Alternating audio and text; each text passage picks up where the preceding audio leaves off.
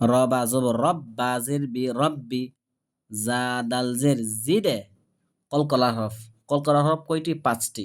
কফ, ত, বা, জিম, দাল, এই 5টি হরফের যে কোনো একটা হরফে যদি কি হয়, সাকিন হয়, তাহলে দেখেন এই দাল হচ্ছে কলকলা হরফ, তাই কি করতে হবে? কলকলা করতে হবে। যেমন জিদে, জিদে, নুন, ইয়া জির নি, দেখেন জেরের পরে জজমলায়া একালিফ টান দিতে হবে।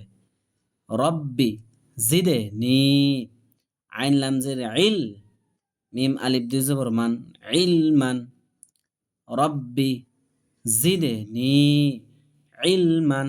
এখন আমি যদি এখানে ওয়াকফ করি, মানে আগে এটার সাথে যদি আমি মিলে না পড়ি, ওয়াকফ করি, তাহলে আমার এই সবসময় এই গুল চিহ্নর আগে এখানে মনে করেন আমি একটা গুণ চিহ্ন বা ওয়াকফ করলাম, তাহলে সবসময় যদি 2 জবর থাকে তাহলে একটা জবর কি দিতে হবে? বাদ দিতে হবে। আপনার এক জবর বাদ। এখন এক জবর বাদ দিলে কি হয়? জবরের পরে খালি আলিফ, এক আলিফ টান দিতে হবে।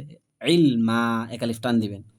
তার মানে রব্বি জিদনি ইলমা।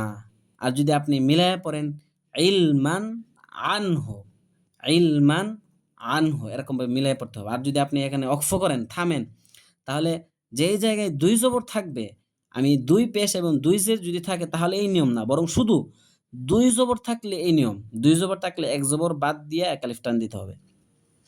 রব্বি জিদনি ইলমা।